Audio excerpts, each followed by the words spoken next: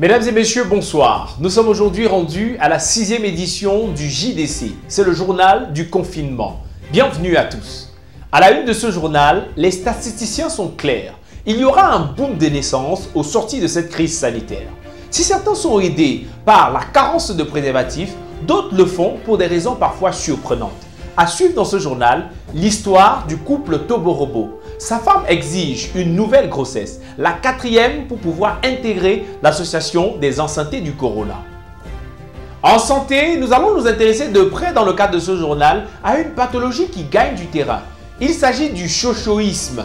Vous l'avez certainement remarqué, plusieurs de vos contacts Facebook et Instagram se livrent à des lives intempestifs à longueur de journée. Selon les chercheurs, il ne s'agit pas d'une pratique qui est seulement liée au confinement, mais il s'agit d'un virus, le chocho. Plus de détails dans ce journal. Gastronomie. Quand le fait de rester à la maison crée des vocations. Isidore Tameux s'est découvert des talents de cordon bleu.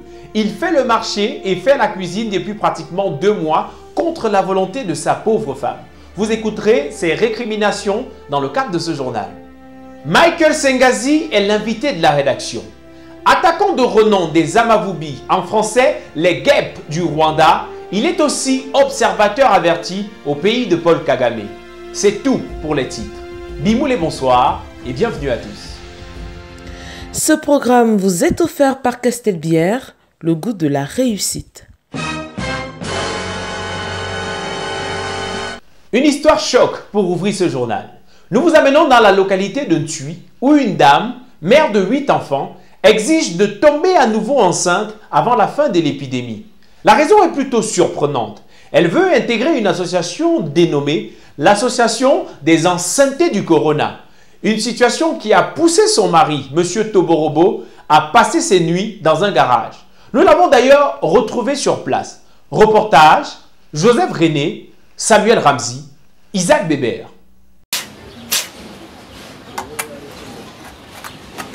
Voici maintenant une semaine que Toborobo Samson a perdu le sommeil. Ce garagiste passionné vit un enfer depuis qu'Anastasie, sa femme, se dit marginalisée dans le quartier. Les femmes de tous mes voisins ont créé une association. Dès que tu as 1 mois de grossesse, tu intègres l'association. Elles ont appelé l'association Association des enceintés du Corona. Et il faut les voir, ces femmes-là. Elles sautent partout ici au quartier comme des sauterelles, comme des petites pintades. Et comme vous savez, les femmes, dès qu'il y a des petits avantages quelque part, elles sont là. Et dans leur association-là, il paraît même qu'il y a beaucoup d'avantages. Du coup, moi, je ne dors plus dans cette maison tranquille à cause de madame qui veut intégrer l'association et porter l'habit de la réunion. Me voilà à Yaoundé. Je fais comment? Anastasie a toujours été leader dans les grossesses et autres avortements dans le quartier. Elle apprécie mal l'idée de passer à côté d'une telle opportunité. Mon frère, est-ce que tu as même vu les cabas que les filles apportent? Pas comme les ventres ne sont pas encore gros là. Tu sens que ça va donner. Tu sens que ça va doser. Pendant ce temps, moi, je suis ici, la veine incapable. Qui veut bloquer mon avenir? Un rienton. Qui veut freiner mes meilleurs jours à venir? Comme le freinement d'une voiture que cric. Jamais. Que oh, je ne vais pas faire d'enfant maintenant. Oh, je ne vais pas faire d'enfant maintenant. Et dis, hein, c'est toi qui vas porter l'enfant là. Tu ne vas pas faire l'enfant là maintenant que c'est pas dans mon ventre que l'enfant là va grandir. Je suis passé l'autre jour là-bas là. Devant chez Imelda. Au siège. J'ai senti comment il y avait l'ambiance. Moi-même j'ai senti que je dois seulement entrer dans la réunion là. Eh Dieu! Anti! Anti! Non, il faut seulement que je tombe enceinte avant la fin de ce corona. En réalité, le couple Toborobo ne connaît aucun problème de procréation. Bonsoir, mon bébé. Ils sont d'ailleurs au-dessus de la moyenne pratiquée dans le quartier. Bonsoir. Bonsoir. Ouais, je t'ai dit, hein, je t'ai dit, quand tu entres là-bas là, déshabille-toi.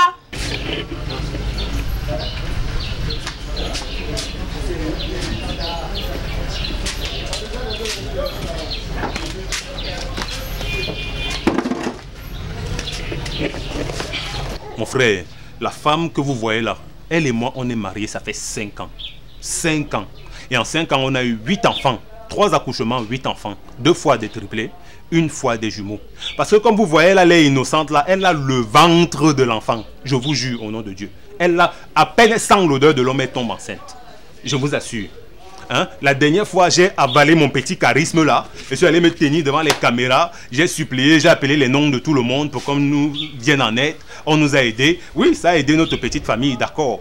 Hein? Et même nos premiers triplés. Patati, patato et patata. Oui, c'est les noms de mes enfants. Patati, patato et patata. Nos premiers triplés, leur accouchement a été vraiment, vraiment compliqué.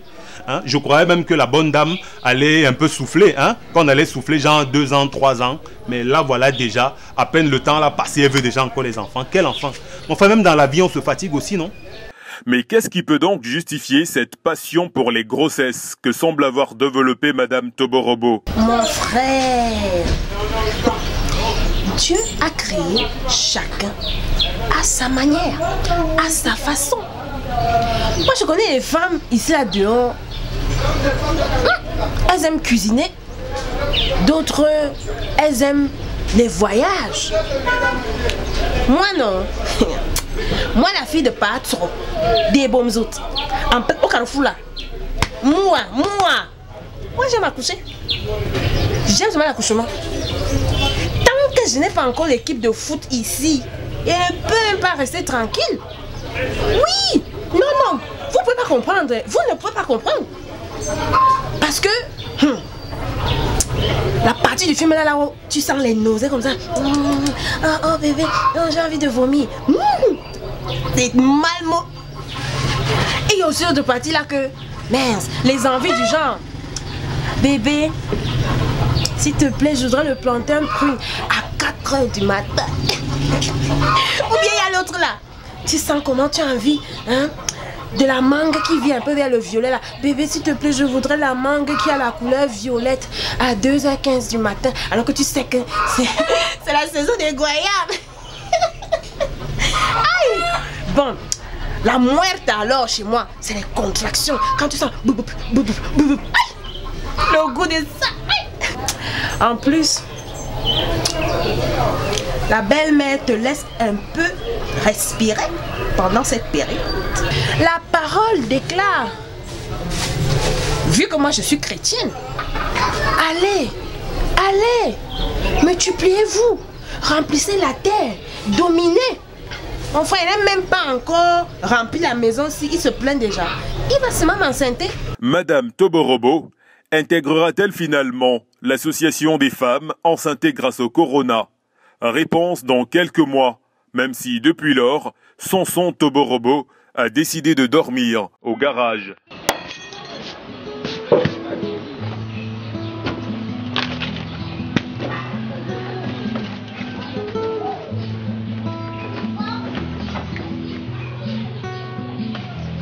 Une essence, un cri, une douleur, un bruit, un corps très doux, ami, un cœur qui bat. Lutte contre le coronavirus. Quelle est votre nouvelle activité favorite? Isidore Tameux ne quitte plus la cuisine de sa femme. Notre nouveau cordon bleu a développé une réelle aptitude à cuisiner les petits plats de chez nous. Une situation qui chagrine son épouse, obligée et forcée de regarder la télévision depuis bientôt 2 mois pendant que son mari compte les morceaux de viande dans la marmite. Nous l'avons suivi entre 2 comptoirs au marché Acacia à Thuy où il fait ses achats. Reportage, Béatrice Kazé, Samuel Ramsey, Lynn Verdier. L'odeur des vivres frais chatouille les narines dans ce secteur du marché Acacia. Isidore Tameux s'approvisionne ici au rythme des interpellations de Bayam Salam, l'homme qui a découvert ses talents de cordon bleu depuis le début du confinement a une maîtrise chirurgicale des prix des denrées alimentaires. Le casier de tomates actuellement c'est 2700. Donc logiquement c'est 4 tomates à 100 francs au lieu de 3 comme les gens veulent me faire acheter là. Et c'est ça que je n'aime pas chez mes assos. Elles sont toujours là à vouloir changer les prix, ça m'énerve. Le diamant actuellement ça passe pas vraiment sur le marché. Le piment non plus. Bon, ça je peux comprendre parce qu'il y a 2 camions de piment qui se sont renversés sur la route du Nord. Donc le piment n'est pas beaucoup arrivé à Yaoundé. cette semaine-ci là. Donc quand c'est cher là, je comprends. Les gens aiment beaucoup le piment jaune parce qu'ils disent que ça pique plus.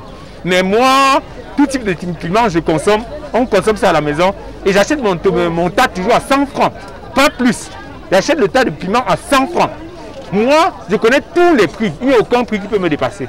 Après près de 45 minutes durant lesquelles Isidore Tameu a discuté et rediscuté les prix des marchandises, il peut désormais regagner son domicile où il va concocter un menu spécial ce mercredi.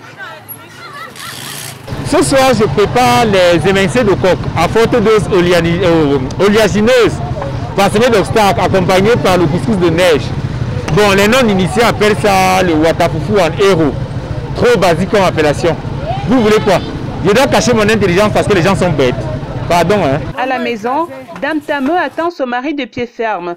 Cela va faire 2 mois qu'il lui interdit l'accès à la cuisine. Laisse mon sac. C'est mon sac du marché, là. Tu vas dire comment rester à la maison maintenant, c'est moi qui dois me préparer. Je prépare. Tous les jours, c'est le 8 mars. Je prépare. Va t'asseoir au salon, tu regardes tes nouvelles. Va t'asseoir. C'est vrai que pendant la période du confinement, je lui ai demandé de nous faire à manger. Mais la réalité est que je blaguais. J'ai laissé qu'il puisse le faire pendant 1 semaine. Je croyais que le gars devait se décourager. Non, monsieur a pris goût. En plus, quand il fait 1 kilo de riz, on mange demi. On ne sait pas ce qui se passe à la cuisine. D'ailleurs même, ça a trop duré. C'est bon comme ça là. Je récupère ma cuisine. La chaleur de mon feu me manque terriblement. Peut-être affaibli par les caméras, Isidore Tameu s'est résolu à laisser sa femme cuisiner ce jour. Pendant qu'elle se réjouit de ce moment au salon, monsieur s'impatiente et donne des instructions. Je vais tout montrer les choses aux gens là.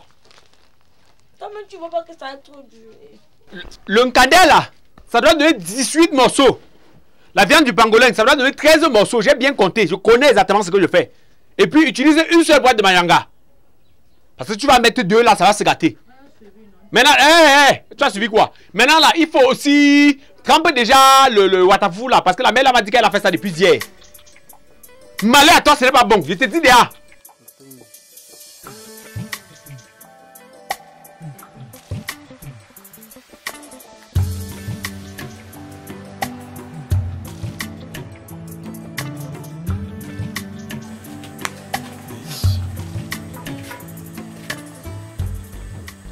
C'est ça que tu fais doucement comme ça là. Bébé, je me dépêche, pardon.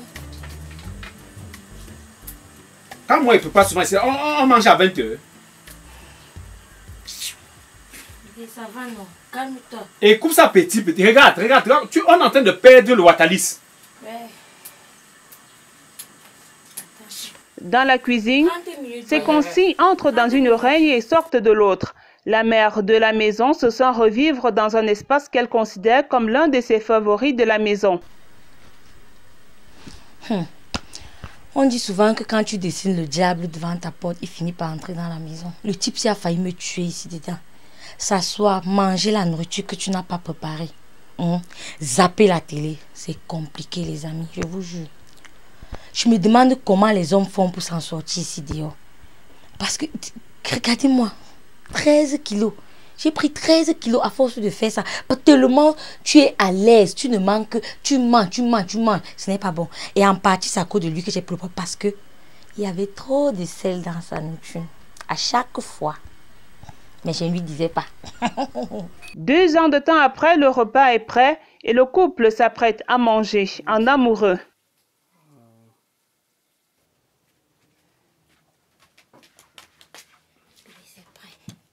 Depuis là, il a fallu du temps. Petite nourriture comme ça là. Prends pas bien les coups.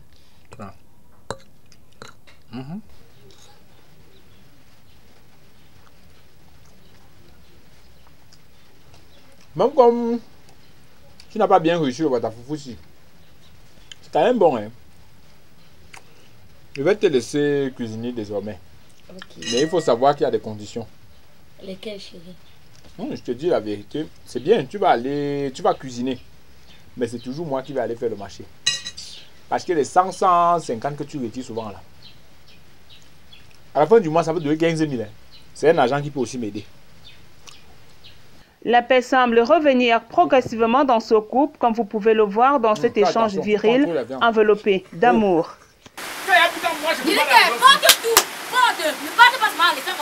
Je vais porter. Oui, laisse. La rédaction de Bimoulé TV s'est intéressée aux nouvelles maladies développées en cette période de coronavirus.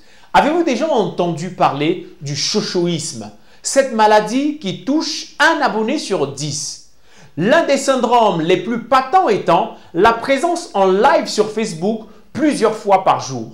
Nous sommes allés à la rencontre de Géraldine Ekotité. Elle se présente comme étant une liviste.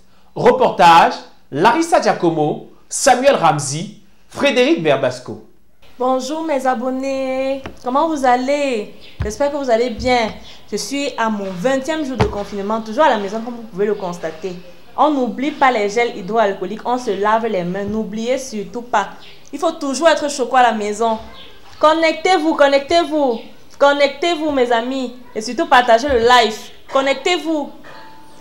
Il faut surtout être choco. Vous voyez comment j'ai agencé le bleu du vêtement avec le bleu de mon vernis. Il faut toujours être sympa à la maison, même comme c'est le confinement. Connectez-vous, partagez. Partagez la vidéo. Bonjour, bonjour Sandrine. Tu es là. Partagez la vidéo, partagez, je vais chanter pour vous. Bonjour Jacob de la rue. Vous avez déjà partagé.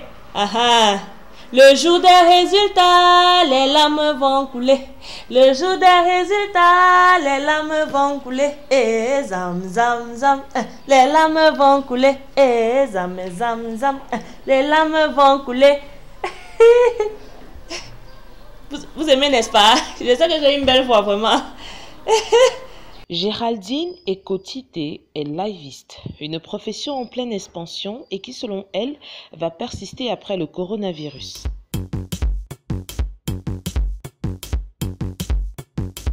Ça, c'est un métier d'avenir. Bon, j'ai commencé à faire ça parce qu'au début, je me sentais seule. C'est vrai qu'il y a mon père, ma mère, mes frères et sœurs qui sont là-dedans, mais je ne parle pas beaucoup avec eux. Donc, bref, je me sentais seule, il n'y avait personne avec qui parler. Mais bon, j'ai décidé donc de faire les lives depuis que Corona est là.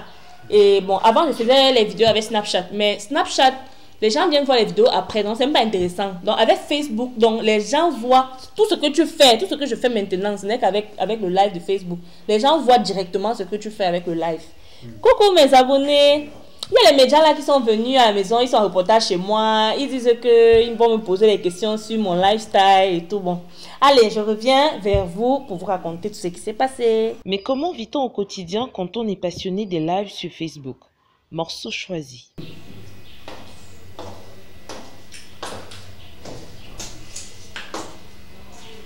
Ouais, non. Donc par exemple, là, maintenant, j'ai envie de boire l'eau glacée ou non glacée. Donc je vais leur demander s'il faut que je prenne de l'eau glacée ou non glacée. Voyez un peu non. Coucou mes abonnés, je suis de retour. Donc là maintenant, je vais boire de l'eau. Vous savez que l'eau c'est la vie. Je veux savoir, alors dites-moi, qu'est-ce que je prends, l'eau glacée ou alors l'eau non glacée? Ils ne sont pas connectés. Bon, je bois quand même.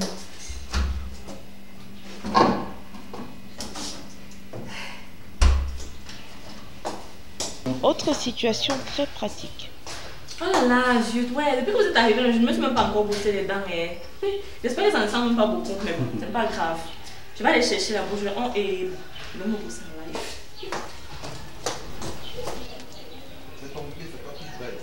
Coucou, je me brosse.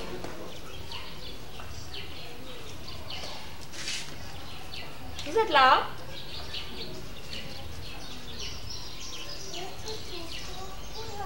Bientôt le jaune va disparaître.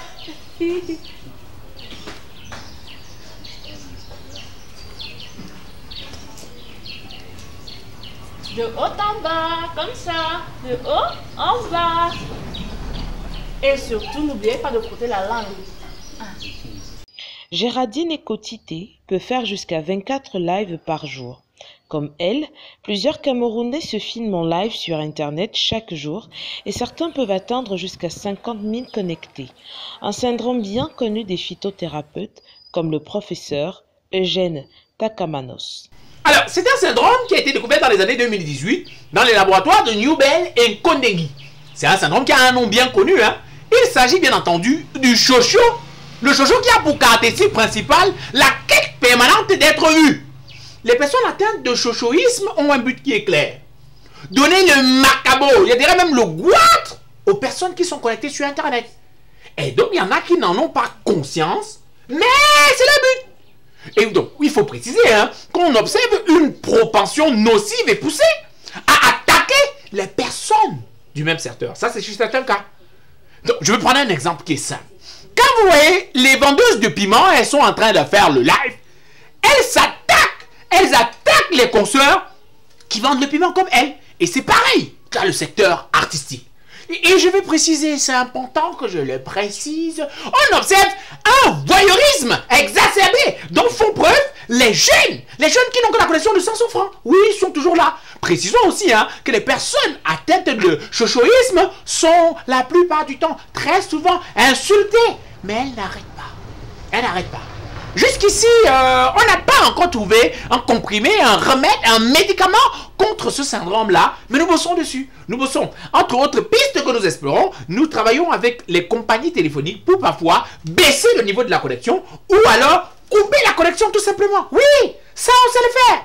Il y a d'autres chercheurs qui explorent même d'autres pistes, notamment voler le téléphone des personnes qui sont atteintes de chochoïsme. Ce que je trouve bien et novateur, mais ça fait partie des méthodes que je ne pratique pas encore, malheureusement. Avec l'expansion d'Internet au Cameroun, il va sans dire qu'on assistera à l'infection de plusieurs par ce vilain virus qui fait concurrence au coronavirus. Oups, je me suis trompée de clé.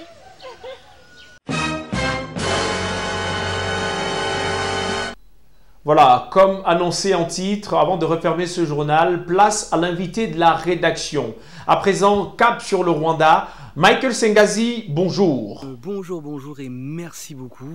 Alors, je rappelle que dans votre tête, vous êtes attaquant des Amavubi, en français les guêpes du Rwanda, mais aussi observateur averti de cette situation de crise sanitaire du côté du Rwanda. Dites-nous, de votre côté là-bas, est-ce que le Rwanda a déjà entamé aussi la mouvance du déconfinement ? Pour la situation du Rwanda, tout à fait, ça évolue exponentiellement. En effet, il y a un déconfinement progressif.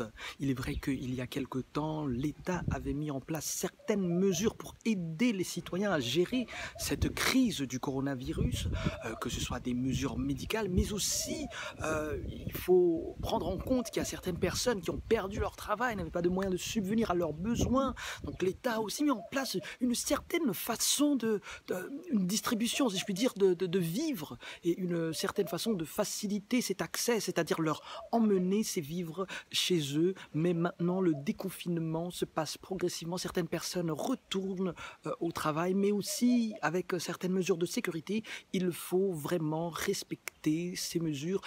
Aussi, il faut comprendre que certains robots ont été achetés pour tester les gens qui pourraient avoir le corona. Aussi, ceux qui vont au travail ou ceux qui peuvent sortir pour faire différentes activités doivent retourner à la maison. Il y a un couvre-feu à 8 h du soir, donc vous comprenez que c'est quand même en train d'aller vers l'avant. Alors, Michael, pour ce qui est du Cameroun que je connais, le confinement a été beaucoup plus dans les discours. Dans les hauts, c'est monté, hauts, c'est descendu. Donc, on ne peut pas vraiment parler de répercussions sociales. Qu'est-ce qu'il en est du pays des 1000 collines ? Oui, très bonne question. Comment est le sentiment au Rwanda? Comment se sentent-ils les Rwandais? Très bonne question. Franchement, je ne sais pas. Il faudrait certainement demander aux Rwandais qui sont au Rwanda. Non, je ne suis pas au Rwanda. J'ai juste lu tout ça sur Internet. Je ne sais pas. Alors, dites-nous le Samuel Eto'o du Rwanda, en passant très beau maillot, très beau, faux mais très beau. Alors, au Cameroun, on a commencé par les bars, la réouverture des écoles est annoncée pour ce lundi. Comment s'organise le déconfinement dans votre pays ? Oui, tout à fait. Certaines institutions ne sont pas encore ouvertes, hein, par exemple les écoles et les églises. En effet, les écoles, ce sera certainement dans quelques mois, en septembre ou peut-être même l'année prochaine, dépendamment de comment ça va avancer. Ce n'est pas comme dans les pays occidentaux où on laisse les enfants partir à l'école, mais les papas sont supposés rester à la maison et les mamans aussi. Qui va payer le Minerval va savoir. Mais en fait, nous ne pouvons pas nous permettre cela. Aussi, les églises sont toujours fermées. Les églises se déroulent toujours à la télé. Maintenant, on regarde le pasteur à la télé, il prêche. Et aussi, pour lui envoyer la dîme, il faut juste envoyer la dîme par mobile money. Il y a son numéro qui s'affiche et on envoie la dîme directement dans le téléphone du pasteur. Je suis aussi journaliste à la maison, comme le pasteur est aussi pasteur à la maison. Je vais donc demander à ce qu'on affiche mon numéro juste là en bas après. Ensuite, vous aviez une dernière question? Merci beaucoup, Michael Sengazi. Merci. Vraiment, transmets nos salutations au peuple frère du Rwanda. On va se quitter sur cette question. Dites-nous, Michael, comment le confinement a été vécu par les habitants des villes comme Butare, Kigali, bref, tout le pays? Oui, très bonne question. En effet, il y a eu des répercussions sociales dans la vie de tous les jours pour les familles. Imaginez-vous un papa qui, en moyenne, passait 8 heures de chaque jour avec sa femme et les enfants et 8 autres heures au travail et quelques autres heures peut-être au bar et ensuite au lit. Imaginez-vous, toutes ces heures-là se retrouvent avec la même femme et les mêmes enfants. Vous comprenez que certaines personnes peuvent avoir des répercussions psychosomatiques. Mais tout cela est en train de rentrer dans l'ordre. C'est vrai que les répercussions sont très simples. Soit il y aura une flambée de naissance ou bien il y aura une flambée de divorce ou les deux. On verra tout cela dans 9 mois. Ce programme vous a été offert par Castelbière, le goût de la réussite. Merci beaucoup, Michael Sengazi. Je rappelle, vous êtes prix RFI 2019, Ballon d'Or dans votre catégorie. Vos explications m'ont touché, mais je dois l'avouer, vos explications m'ont également donné faim. Dieu est grand, je ne viens jamais sur ce plateau sans la nourriture. Samuel Ramzi, merci de te rendre utile, mon frère. C'est le travail d'Orly Lagarde. C'est ça qu'elle est même partie où? Allez! De toutes les façons, je m'en fous. Je n'ai pas besoin de vous pour me servir ici. Donc, je vais aller à la recherche de mon plat. L'original est fini, changer de voix. Est-ce que tu sais... Ah, je ne sais même pas quelle voix. Regarde, écoute ça. Quand tu pousses ça là, parce qu'elle fait à moi, je te jure. L'original est fini, gars. Non, plus comment. Attends, regarde, c'est pas parce qu'on a décidé pour le tournage que tu vas me servir petit. Toute la nourriture, tu vas faire quoi avec? Non, quoi ça?